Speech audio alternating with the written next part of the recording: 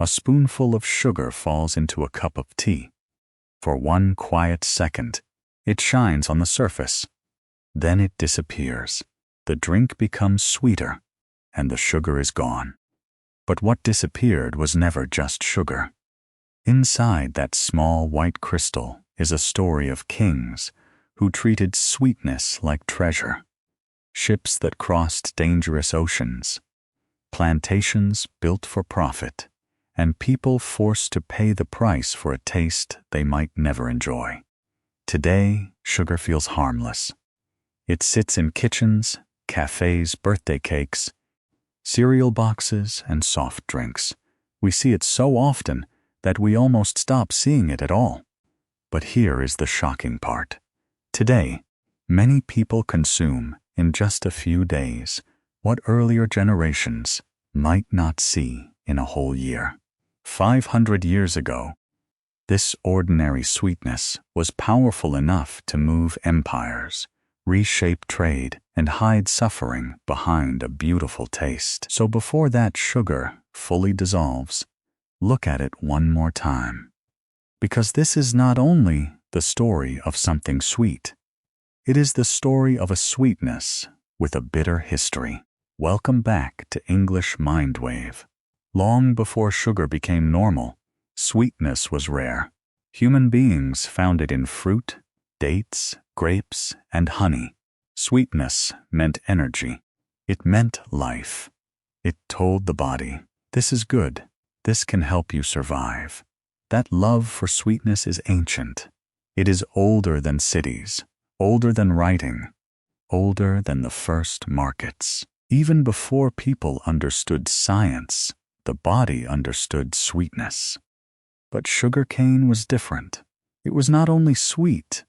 It could be cut, pressed, boiled, dried, stored, carried, sold, and shown. It could travel farther than fruit. It could last longer than honey. It could turn sweetness into something solid, something valuable, something people could hold in their hands.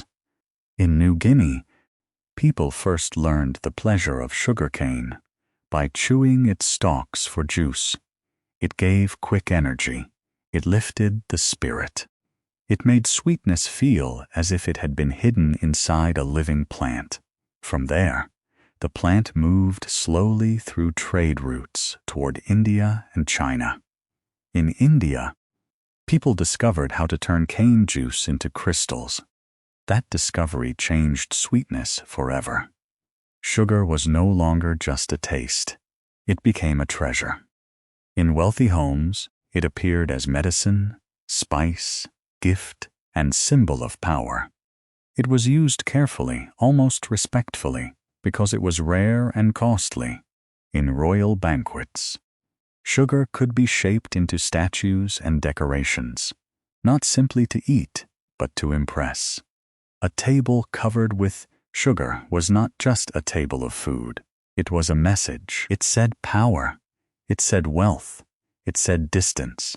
It said the host could bring the sweetness of faraway lands into one room.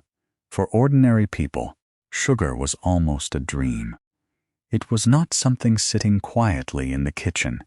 It was something from another world. And once the world tasted that dream, it wanted more. So sugar began to travel. Not as an army at first. Not as a machine. Not yet. It moved more quietly, through hands, markets, roads, and memories. Someone tasted it in one place, carried it to another, and watched another face change with surprise. From India, sugar moved west into Persia, where gardens, kitchens, and scholars gave it new importance. It was not only a food. It was studied, refined, and used with care. It belonged to medicine, hospitality, and the tables of people who wanted to show culture as much as wealth. Then sugar moved farther through the Arab world. Wherever warm land and water made it possible, sugarcane found new soil. Farmers learned its habits. Traders learned its value. Doctors used it in remedies. Cooks used it to soften bitterness and deepen flavor.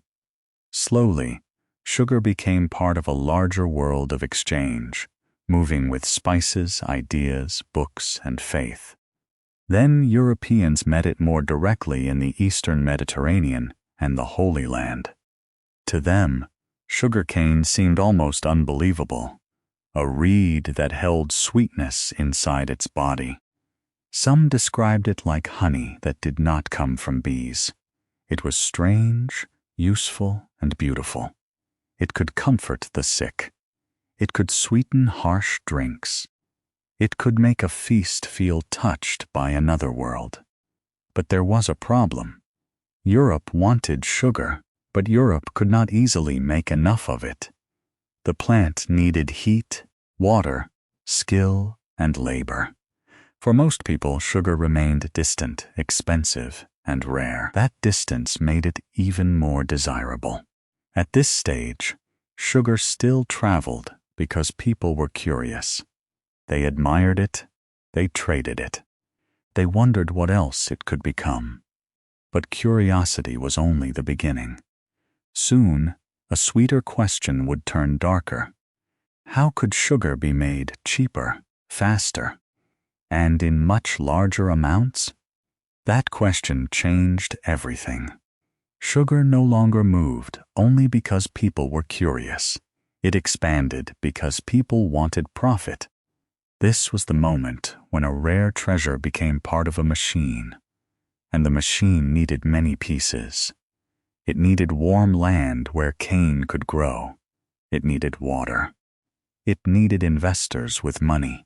It needed ships to cross the sea, ports to load the cargo, tools to cut the cane, mills to crush it, fires to boil it, and markets waiting far away. A sugar plantation was not just a farm. It was a system built around one crop and one purpose: to turn a sweet plant into money. The work had to move quickly. Cane could not wait forever after it was cut. Once the stalks were harvested, the juice had to be pressed out before the crop began to spoil. That meant time became pressure. Pressure became discipline. Discipline became control. At first, this system grew around the Mediterranean, on islands where sugar could be planted closer to European markets. But the demand kept rising. Wealthy buyers wanted more. Merchants wanted more. Rulers saw how much money could be made from sweetness.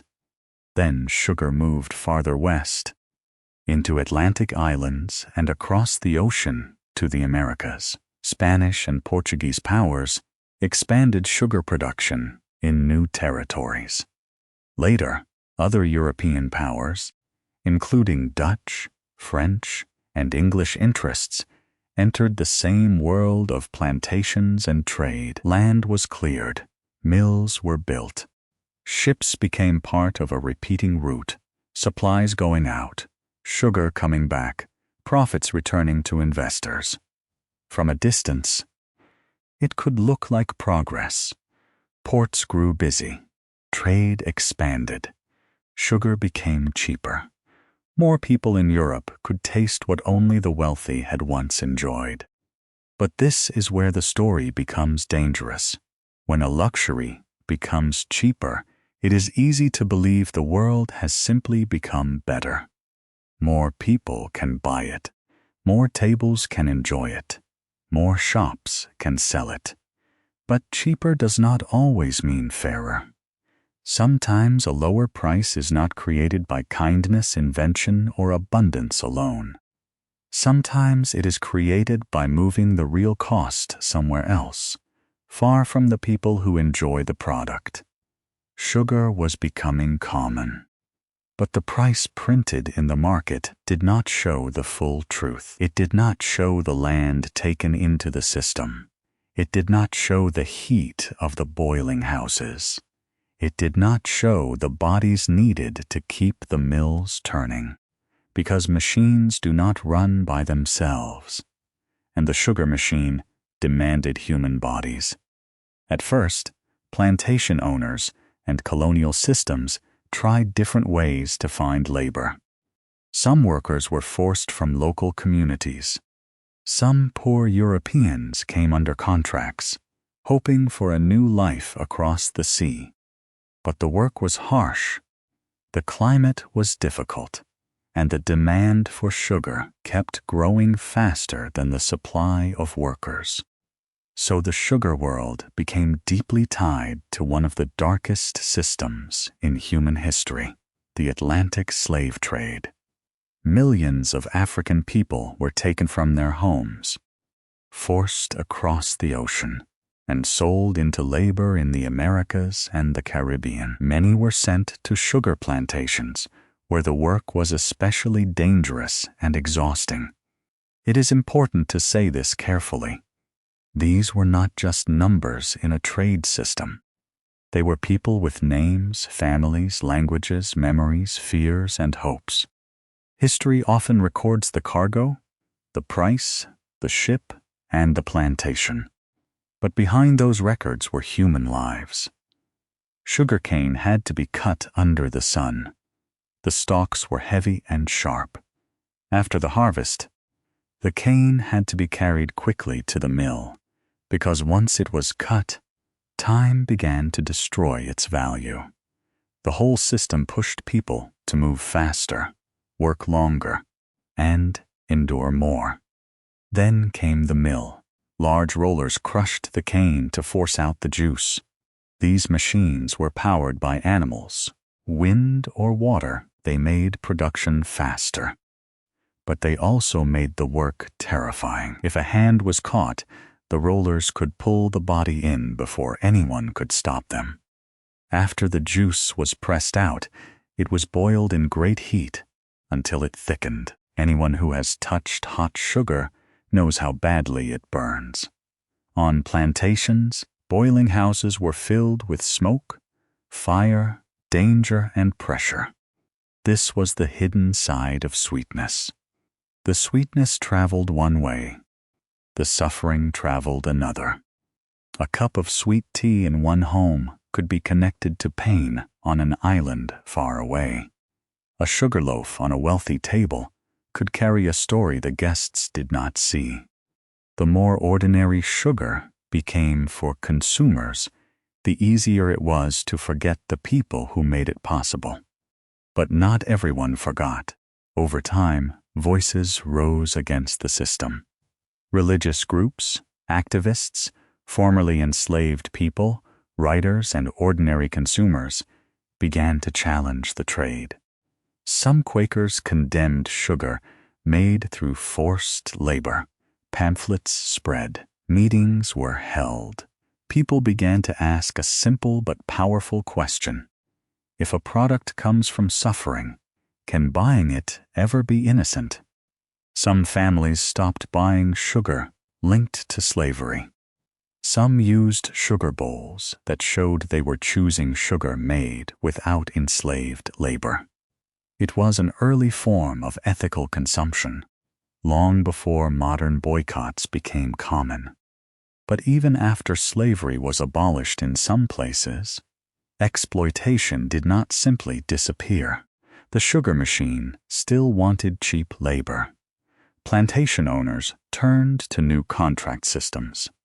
Workers from India, China, Java, Portugal, Italy, and other places were moved across oceans. Some hoped for wages and opportunity. Others did not fully understand where they were going or how hard escape would be. The name of the system changed. The hunger for cheap sugar remained.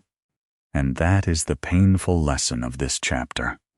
When a product becomes cheaper and cheaper, the missing cost does not vanish. It is often carried by people the consumer never meets, and slowly the cost that had once been hidden across oceans became hidden in another place: everyday life. Sugar did not disappear after the age of plantations. It changed shape.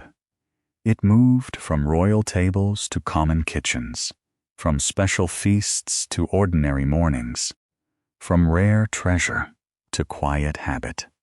This may be the most powerful part of its story. A thing does not need to look dramatic to change the world.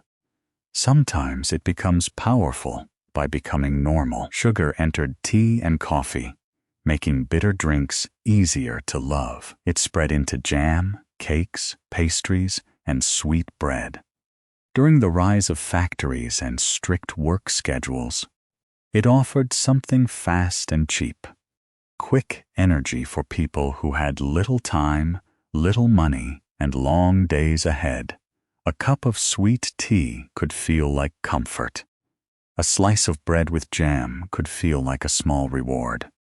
Sugar was no longer only a symbol of wealth. It became part of survival, routine, and home. Then, another change made it even more available. During the wars of Napoleon, much of Europe lost easy access to cane sugar from overseas trade. So people searched for sweetness in new places. The plant that mattered most was the sugar beet. Unlike sugarcane, it could grow in colder climates.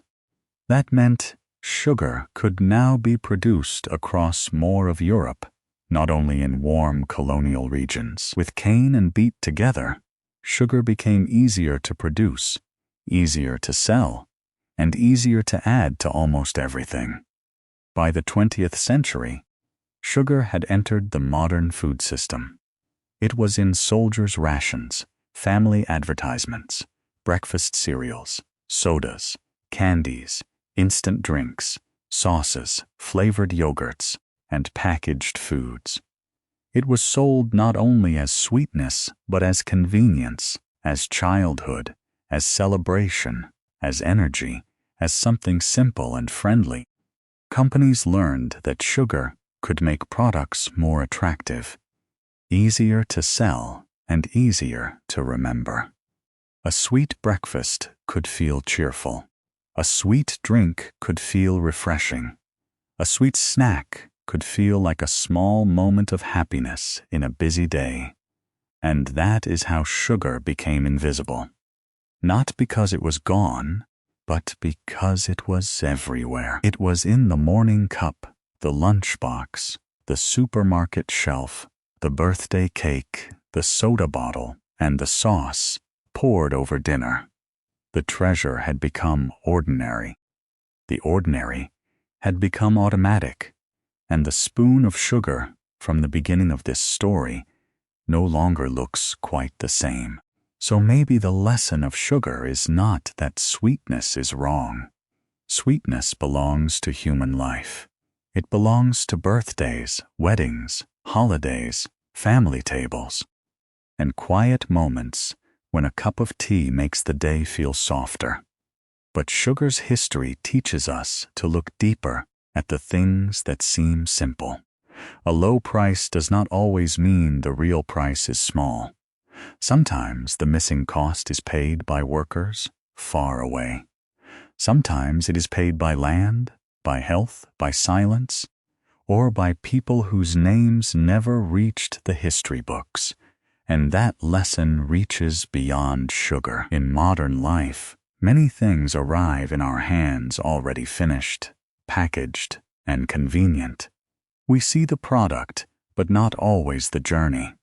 We see the price, but not always the people behind it. So, the next time something feels cheap, easy, and ordinary, pause for a moment. Ask where it came from. Ask who made it. Ask what had to happen before it reached you. Sugar itself is not evil, but its history leaves us with one difficult question. When something becomes this cheap, who has already paid the real price? What surprised you most about the hidden history of sugar? Share your thoughts in the comments. And if this story helped you see an ordinary thing in a new way, subscribe to English Mindwave for more stories from history, told in simple and natural English.